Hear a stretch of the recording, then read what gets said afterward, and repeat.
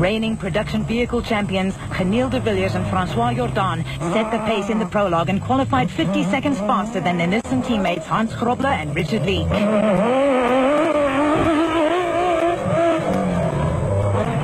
The two Nissan crews have won 4 events, with Grobler and Leek victorious on the Toyota 1000 Desert Race and de Villiers and Jordan winning the Nissan Sugarbelt 400, the O'Hagan's Kopenhagen Hotel 500 and the Toyota Dealer 400.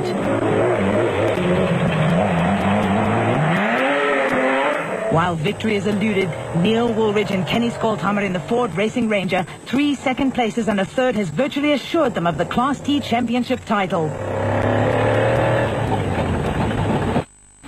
Multiple former champions Arpi Reineke and Robin Houghton won the season-opening Barbaspan 500 in the Castrol Toyota Land Cruiser, but 2 non-finishers have all but eliminated them from the title battle. Atang Makhekenene and Alex Sally qualified 6th in the Sam Racing Jimco, 27 seconds behind the Duplessis brothers. The rival teams have between them won 3 of the 5 races this season.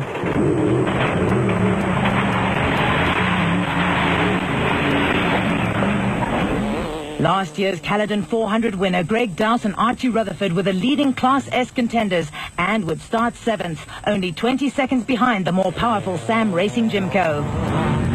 8th fastest were Paolo Piazza Musso and Scott Abram in the 2-wheel drive O'Hagan's Kopenhagen Hotel Super Team Jeep, now running in Class T. The US-built truck has been plagued by minor problems all season.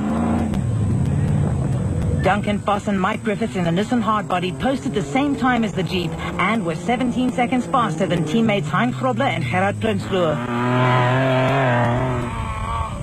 Frikkie Botha and Blackie Swart rounded out the top 10 in the Class S Santon Off-Road Accessories Race Co.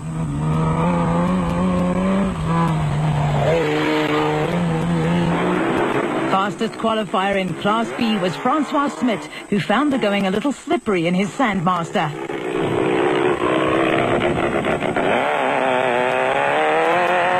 Class E championship leaders Hugo and Jaap de Bruin set a fast pace in the Castrol Toyota Hilux to qualify 31 seconds faster than arch rivals Schroeder and Peckham.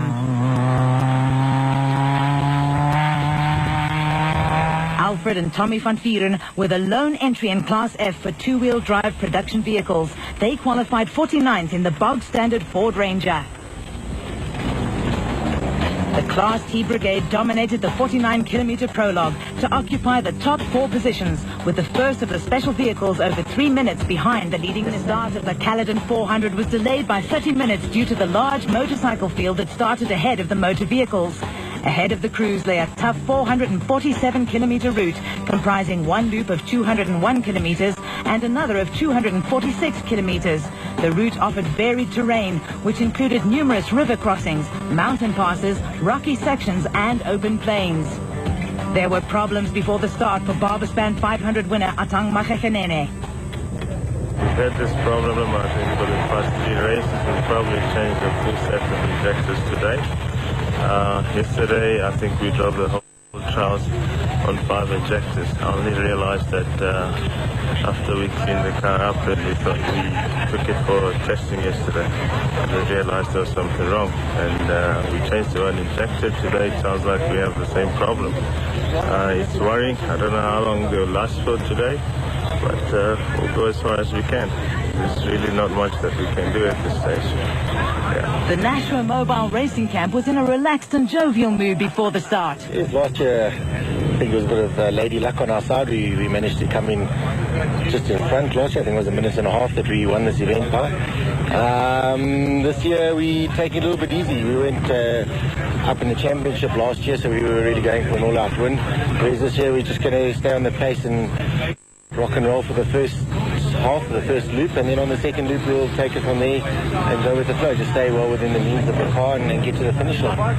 Woolridge and Skolthammer's main objective was to beat the Nissans, but was the Ford up to it? I think it's very well suited. I think that the Nissans might have a bit more speed than us, but I'm hoping that over the 450 kilometers, I think the Ranger will come through. I think it's suited to the really, really rough conditions. I think our durability, I might be taking a bit of a chance, but I think our durability is better than the Nissans, and hopefully at the end of the day, I think that the Ranger will come through. Last year's winner, Caledon de Villiers, took time out to check the line through the first corner. No, last year we had quite a good event here. We started quite low down in 20th position and had quite a few punches. And we really had to go very hard last year to get to that position. This year it's a bit different. It's definitely an advantage starting from the front today because there is a bit of dust.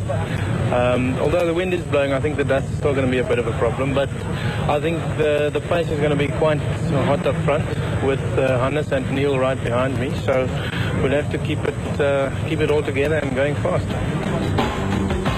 8:30, and the race was on.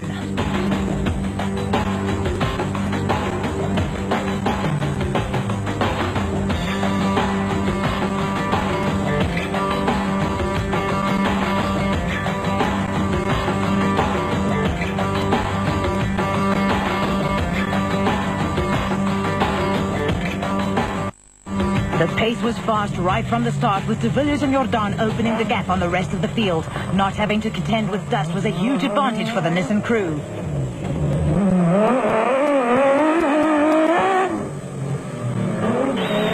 On board with Grobler and Leek. And then left under bridge. And then exit left, leave it left.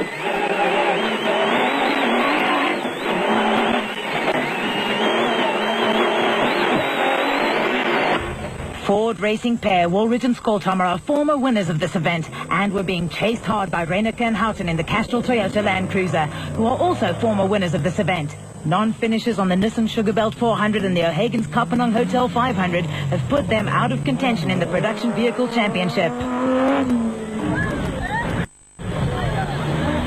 Schweizer, Reineke, Diamond Diggers, Gerard and Lawrence Duplessis were on a charge in the Mobile Gymco and intent on opening as big a gap as possible on Botswana businessmen Makhekenena and Sally in the Sam Racing Gymco. The injector problem that had plagued the team appeared to have been solved, but for how long?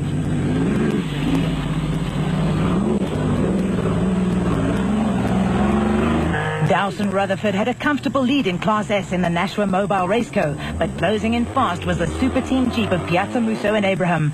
The pair moved up 2 places before a broken rear control arm put them out of the race.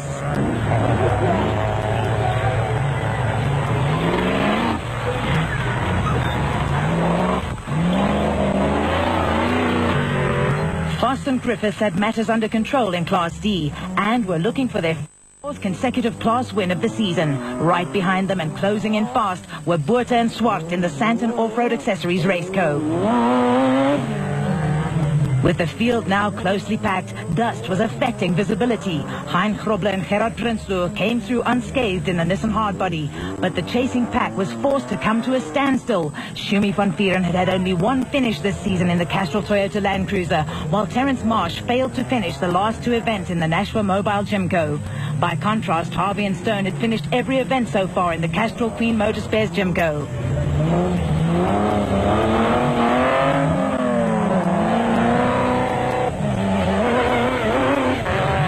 Henry Kirstein and Renier Uester were 15th overall and 5th in Class A in the immaculately prepared Sekarok Sandmaster, which is powered by a Nissan B6 engine.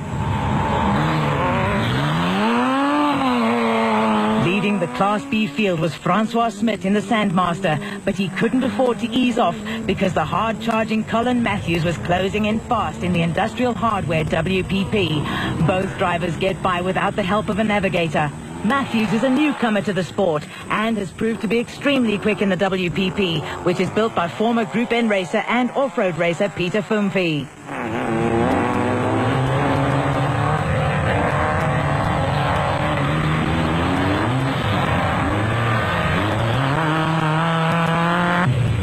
Carlos Dabro and Steve Cooper damaged the rear differential on the Blue Chip Services Land Cruiser. Dabro drove to Lichtenberg after the prologue to collect a replacement and had to work through the night to fit it.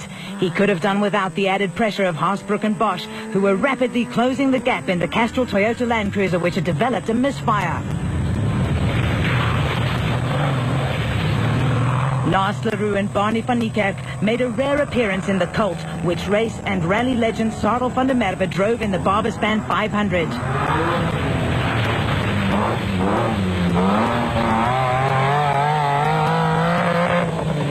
On board with Grobler and Leek in the Nissan hardbody.